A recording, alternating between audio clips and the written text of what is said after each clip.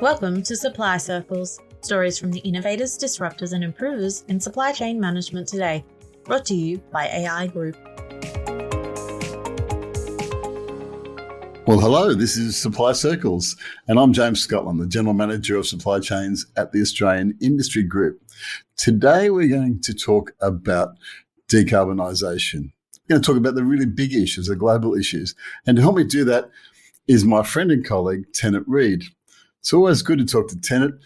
He is the Head of Environment and Energy at Australian Industry Group. He is my co-host on the other AI Group podcast that we do called What on Earth, where we talk about the transition to decarbon and zero carbon. And he is this year been named one of the top 100 influencers in this area. So it's good to have you on the show, Tennant. How are you? It's good to be with you, and I'm a lot better than I was a couple of weeks ago when my whole family came down with COVID. Say what? Are you okay? I am now. None of us was ever in danger of going to the hospital, but it was the worst bout of illness that any of us can recall. So onward and upward. Well, I'm glad you're feeling better. I didn't know that. Well, I'm glad you're feeling better because you're going to be traveling overseas soon. You're going to go to Egypt. I want to talk to you about that trip, in actual fact. That trip is to go to COP27. And to put that into context, for the last 27 years, well, I think it's actually 28 because of a year off due to COVID, the United Nations have convened a conference of the world's nations for the purpose of creating a universal agreement to limit the ever-increasing average global warming. In 1992, countries joined an international treaty called the United Nations Framework Convention on Climate Change, the UNFCCC. I'm sure it's not called that, as a framework for international cooperation to, quote, combat climate change by limiting average global temperature increases and coping with impacts that were by then inevitable. By 1995, the country started negotiating how to do this, and 2 years later, many countries adopted what became known as the Kyoto Protocol, a protocol that legally binds developed countries that were a party to the agreement to reduce emissions reduction targets.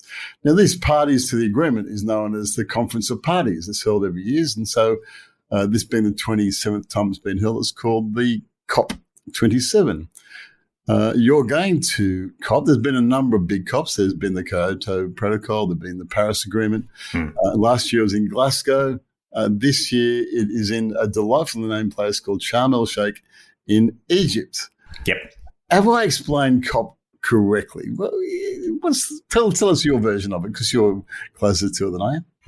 So COP is a lot of things. Its primary function, like you said, is the place where the parties to these big international agreements come together to negotiate more, to try and extend and perfect those agreements. But it's also where stakeholders from business, from the environment, to the environmental community, farmers, unions, scientists and many others come together to watch and to try to influence that formal negotiations process. And then it's like a convention where everybody who's interested in climate issues comes and just swaps information. There's amazing side events where you can hear from Nobel Prize winning scientists or eminent economists or business leaders or people who are, on the ground in sub-Saharan Africa or in small island developing states or elsewhere, experiencing climate change or working to transition their home economies or doing any even 1,000 other fascinating things. So they're a pretty big deal, these COPs. And these days, tens of thousands of people are at them. Is that right? Yeah. It's a big deal. But I think there's several different streams, isn't there? There's like the environment stream and what it's going to look like when we have decarbonised the built environment. And then there's the energy stream, which I guess that you're mainly involved in. And last year they said there should be a leadership stream. It's about global leadership. We've taken a bit of a step since last year with Australia signing up to net zero by 2050, and Americans have done the US have done a few things since then. They have. Is it hard to understand what's going on? Is it like this big crazy week, or is it 2 weeks, or like what is it? So the formal COP program runs for 2 weeks, and they will be busy weeks. There'll be maybe the Sunday in the middle will be a day off, but probably not. Certainly not for the negotiators themselves. There'll be a lot of informal discussions and consultations going on during that time. But the rest of it is there's just so many things going on. Journalists everywhere, activists everywhere, business people, diplomats, senior ministers from most of the countries of the world. Joe Biden's going to drop in on this one for a day or two. Australia's Climate and Energy Minister Chris Bowen will be there in week 2 with his Assistant Minister Jenny McAllister. And there's just it is very hard to keep track of what's going on at one of these COPs. So when I go, I tend to focus on 1 or 2 issues that are at play in the negotiations, and I try and get along to a good spread of side events to just take the temperature, if you will, of business movements, scientific understanding, get a better understanding of what's going on in some major economies that are pretty important to how we're doing on climate. China usually has a terrific program of speakers at its pavilion, and they're not streamed. So you've got to go there and get in and hand over your accreditation so that they know who you are. A couple of years ago, well, more than a couple now, I was tweeting away my notes of the interesting things being said by prominent economists from China and elsewhere at one of these Chinese events. And somebody from the secretariat, the Chinese delegation, came up and said, "Who are you? What are you doing here?" And I don't know if they were following my tweets or just seeing that I was tweeting a lot, but they were very curious. Yeah. But it's an unrivaled place to go to try and sip from the fire hose of information to find out what's going on and where things are at in all aspects of the global effort against climate change. Well, who doesn't like waking up in the morning and, having a cup of coffee with a couple of Nobel Prize winners and a few PhDs? You bump into amazing people just in the corridors, especially towards the end when, things get a bit crazy. So yeah, it's a terrific experience for climate nerds, but a pretty interesting experience for anyone, I think. How does a young smart nerd from Melbourne end up in COP? So the first COP that I really engaged with was the Copenhagen COP back in 2009. And if listeners remember this one, they probably remember it as an enormous disappointment. But what did you do, Tennant? I swear it wasn't me.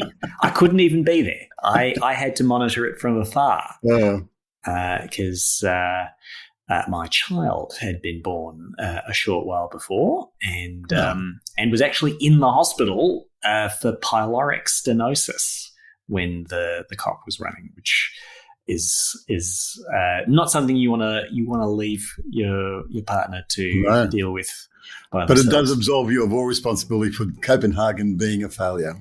Well, Australia had just been through, in fact, we were not quite done with, a wrenching debate about the carbon pollution reduction scheme and the imminence of Copenhagen, where there was a hope. Is this like Gillard or Rudd era? This was Rudd. Rudd. At this time, Rudd was Is that Prime when he Minister. took the 270 people with him by plane or something? He took a significant delegation, and Australia, played a very active role in that COP. The hope was that was going to be the one where a post-Kyoto agreement was struck that would bring all countries into the expectation of making commitments on reducing emissions. Because, as you said, Kyoto was an important milestone, but it only set emissions reduction targets or control targets for developed countries. And not every developed country signed up. The United States never ratified Kyoto. Australia didn't ratify Kyoto until 12 years later. Or just about. And so it didn't impose obligations on countries where the major expected potential growth in emissions was going to take place. Yeah, so it explains Copenhagen how complicated this is, doesn't it? Oh, absolutely. It's hard to get anything done. Global. Well, it is. So, and the thing that makes it one of the things that makes it especially hard is that agreements are struck by consensus in the UN Framework Convention on Climate Change.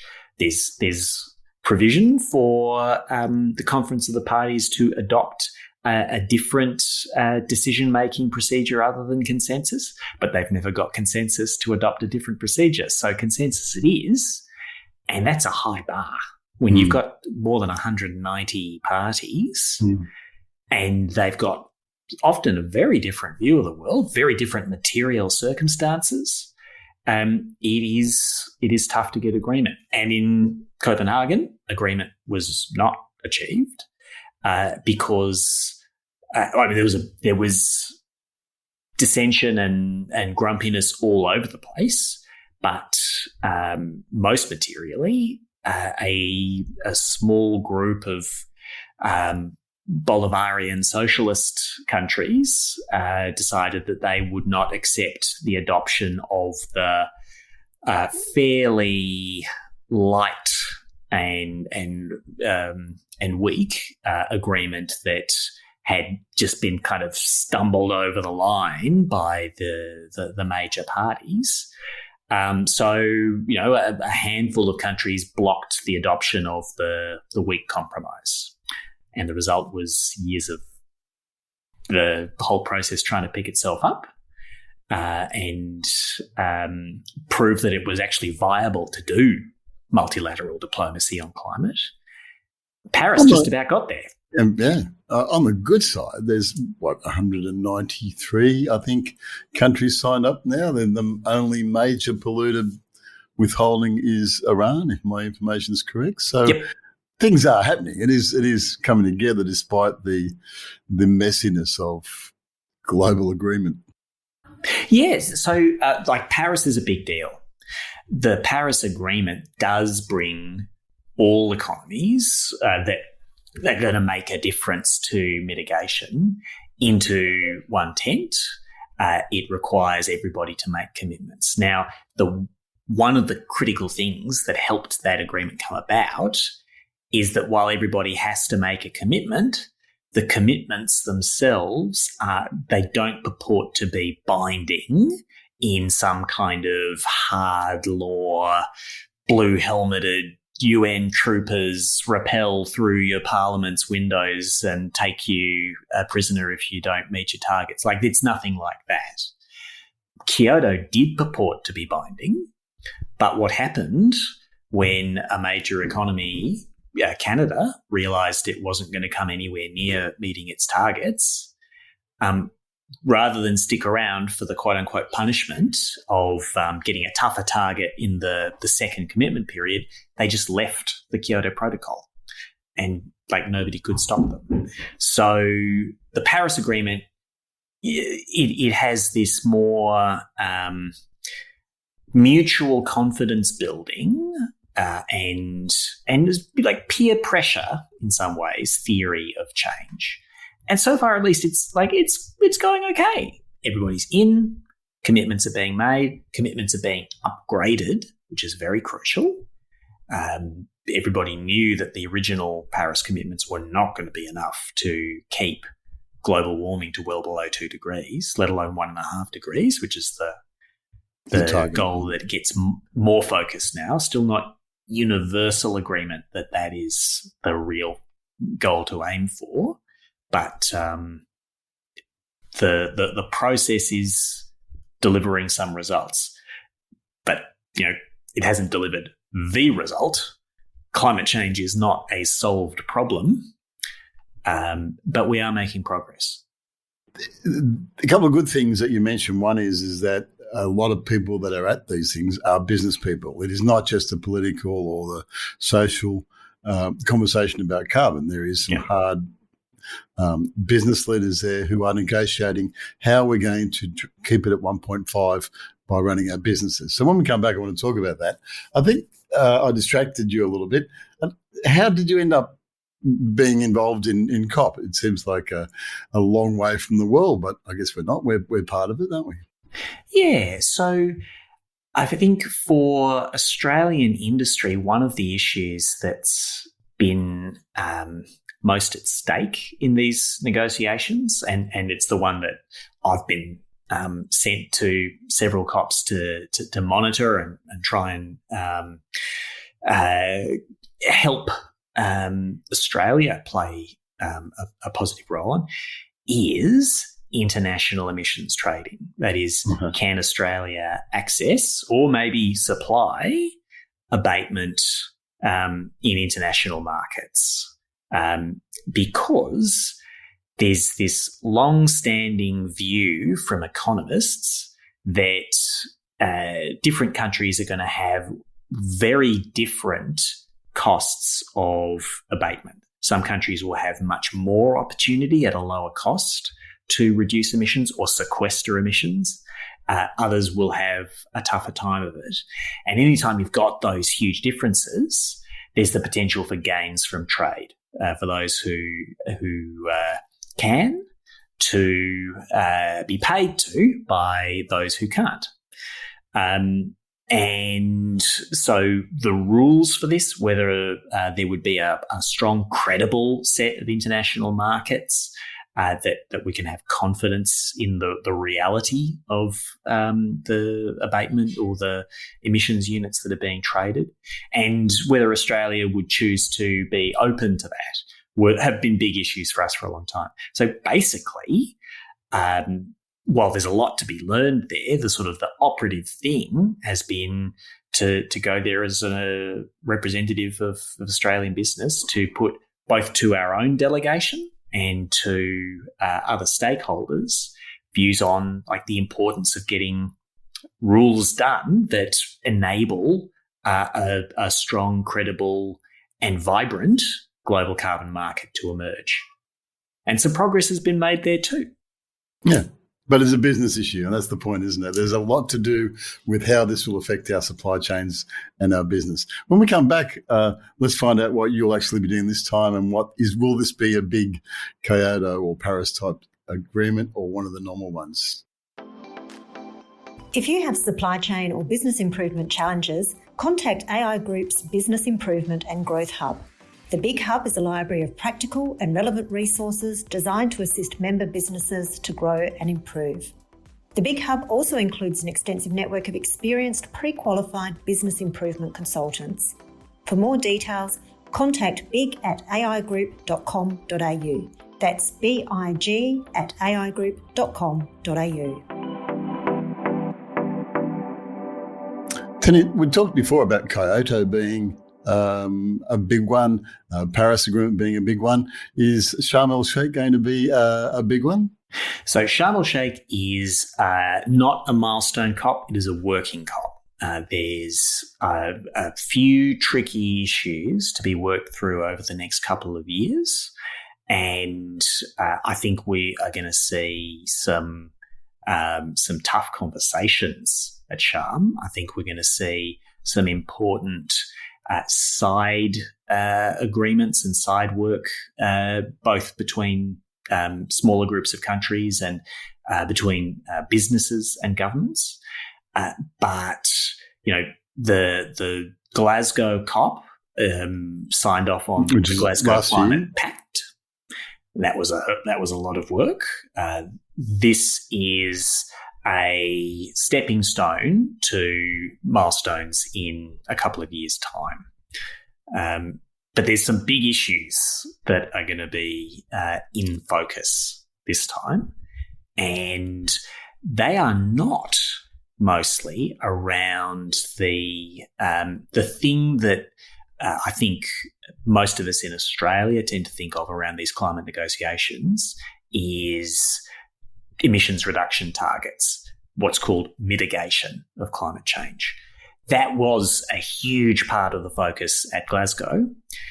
What's going to come more into view at this one is adaptation, loss and damage, and finance, which are terms of art we can go into, but it's more about however much we do to reduce emissions from this point on, we are already experiencing significant climate impacts and we are going to experience more. So how do countries deal with that? How do we address the really serious human and economic impacts of that? And who pays? And those are pretty complicated issues. They're complicated within a country. When you have 190 countries and huge disparities between the developed and the developing worlds, it's even more complicated. So it's going to be a tough one. Also complicating it must be the energy crisis, the Russian-Ukraine invasion, or the Russian invasion of Ukraine, the lack of available fuel throughout Europe and Africa. Yep. Inflation causing that. That must be overriding or underpinning all the discussions that happen this year. So that is going to have at least two big effects on these discussions. One is the impact on global energy markets, and that is very serious. I think that in the medium term, the events around the invasion of Ukraine are probably going to, on balance, accelerate energy transition and the medium and long-term reduction of emissions, reduction of demand for fossil fuels. But in the short term, emissions are going up because countries that are facing constrained access to gas are looking for whatever they can get to keep the lights on or to keep houses warm. And so coal consumption is going up. The retirement of older coal-fired power stations is being delayed. It's a very difficult time, and there are many priorities to be balanced. The other impact, though, that conflict is going to have is that Russia and Ukraine are parties at these negotiations. The confrontation between Russia and the broader West over Ukraine is going to be a significant dynamic, making it more complicated to not just to make overall progress, but when I go and observe these negotiations, when a party wants to chew up the available time by making a bunch of statements or objections or interventions that are really about making a political point, they have many opportunities to do so. And I think that these negotiations are going to be made much more difficult by those tensions. And of course, those aren't the only tensions at work in the world today. We've got a much more difficult relationship between the United States and China than we did a couple of years ago. And I think that's going to come to the fore as well. And then, of course, You've got the differences of view between developing countries broadly, who are saying, well, we didn't cause the climate problem, but you're asking us to constrain emissions, to change, to not grow in the way that Western countries did. So what are you going to do for us? And developed countries have made some financial commitments to help in the past that they've done significant things towards, but they haven't met the letter of what they committed to around the amount of finance or how accessible it was going to be. That's an interesting point. It just occurred to me that this COP is in Saudi Arabia, which is a country that... Oh, it's in Egypt. That's right. Yeah, no, sorry. I was thinking Saudi Arabia made all their money out of coal, out of carbon, sorry. But no, it's in Egypt. Yes. Sorry. Next year's is in the United Arab Emirates. But they're making significant steps towards reducing their carbon footprint, aren't they? The UAE? There's a lot of clean tech investment. There's a lot, frankly, there's a lot of clean tech investment these days from Saudi Arabia too. Right. Saudi Arabia would like to be the Saudi Arabia of hydrogen. A lot of places would like to be the Saudi Arabia of hydrogen. If I'm, I am. If I'm a business person and I'm Tennant TV on in a few days' time, I will see President Biden and our Prime Minister and the Prime Minister of Canada and a bunch of world leaders whoever happens to be the Prime Minister of England on that particular day, or the UK will be there. But that's not the big deal. That's just all the heads of nations meeting. What do I look for in the press that comes out of this conference? As a business person, what am I looking for? What am I trying to understand? I think the most important things to look for this time will probably not be the formal outputs of the negotiations, because they're going to be quite technical. In many aspects, they're going to be progress markers towards a larger agreement down the track. What's going to be most important, I think, is what global businesses are announcing and committing to on the sidelines of this meeting. What's going to be just as important is the progress and the evidence of policy effort that major economies are disclosing at these events. So there's been a lift in the ambition of emissions reduction and the policies and the investments to achieve it from a lot of economies over the past couple of years. What are they going to bring to as evidence of that and to show their bona fides? I think we're going to hear a lot from the United States at this meeting about what it's doing through their Inflation Reduction Act, which is a truly colossal piece of legislation, hundreds of billions of dollars committed to all forms of clean energy and accelerating transition for the United States. Also, some tricky stuff in there, some dicey stuff in there about international trade and trying to clamp down on support. Trying to avoid American government support going to countries that or products from countries that the United States doesn't trust. So we're going to see, I think, as well, some clashes over trade making their way into this dialogue. Now, that's not formally on the agenda. But the atmospherics and the way that different coalitions of countries come together or don't, I think will be pretty telling. So there's going to be a lot to look to.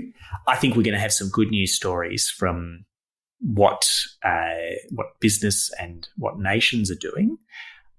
I would expect a pretty contested and scratchy negotiation, though. I think that formal part of it is going to be very difficult.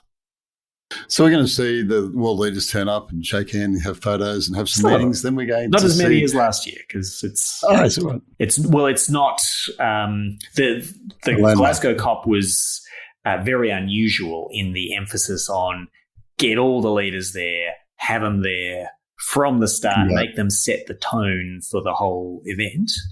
This time we'll have a few. We'll certainly have a lot of ministers, but even though it's in an international resort with a lot of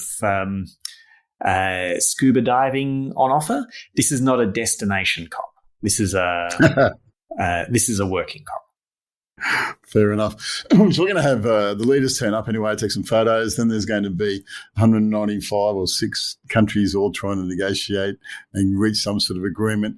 On top of that, or underpinning that, is the energy crisis, and then, as you just said, then throw in a few trade issues just to make life interesting.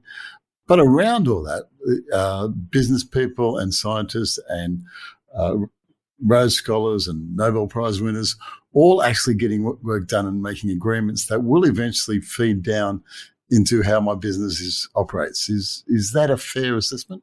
Yeah, there's a lot of interesting stuff that happens around these events. So last time, the major announcements included the First Movers Coalition brought together by the World Economic Forum and the US State Department, which involved major global businesses committing to be foundational clients or customers or demand sources for a bunch of clean products that they have a cost premium, or they will have a cost premium until they have become more widely adopted. And so having customers commit to buying clean cars, to purchasing clean shipping services, having demand for low or zero emissions aviation or steel, the demand that these major global businesses can bring to bear is an essential part of enabling investment in supply. So that was an announcement that a number of important businesses participated in. Will have implications for a lot more businesses over the years to come, and we'll be looking for those sorts of initiatives. The countries that have been coming together in the global methane pledge and that sort of side agreement to make progress on a particular piece of the climate challenge is something that is coordinated to function alongside the 190 plus parties part of these COPs. But those agreements can be very productive. And there's a question mark for Australia, whether Australia will join the methane reduction pledge, which potentially impacts or certainly affects our agricultural sector, because a big chunk of our methane emissions are burped out by cattle and sheep. But it affects our gas and coal production sector too, because there's a lot of fugitive methane from mines and wells and pipelines. And it looks like maybe Australia will join that. If so, that will have some significant interest from several pieces of our economy. My goodness, what a roller coaster. 2 weeks of roller coaster emotions, no doubt. Some great, some bad, some frustrating. It will be a hell of a ride, Tennant.